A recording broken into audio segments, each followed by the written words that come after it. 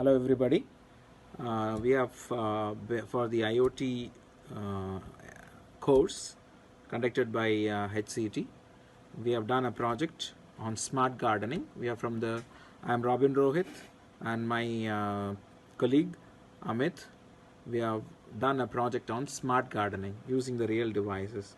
As you are aware that people are very busy in their daily work and they have failed to water the plants and they don't know the exact time and the best soil conditions, and also we want to take care of the plants as well. So in order to make the plant life effective, okay, the aim of this project was to develop a prototype, okay, and we wanted to have a mechanism wherein we can understand the condition of the soil and to make it moistured on as and when it is required.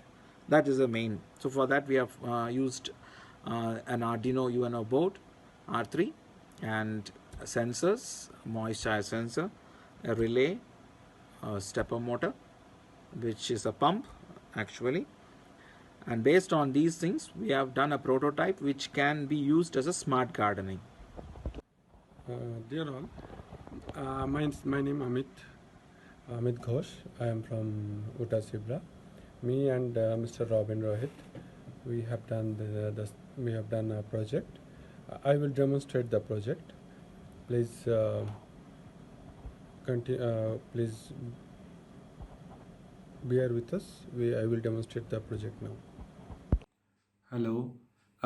This is a water. This is actually a project of automatic watering with soil moisture. First, this sensor will check the moisture in the soil, and then it will water the plant accordingly. Now I will just demonstrate the project, how it will work. See, this sensor is to check the moisture, and this motor will supply water if the moisture is less. You can see in the program, if the soil moisture is less, the motor will start automatically, and if the moisture becomes maximum, then the motor will switch off automatically. This is the project. Now you can see this already the soil is wet, so the moisture is sensing high value, so the motor is switched up already. Now when I remove this, the relay will start working.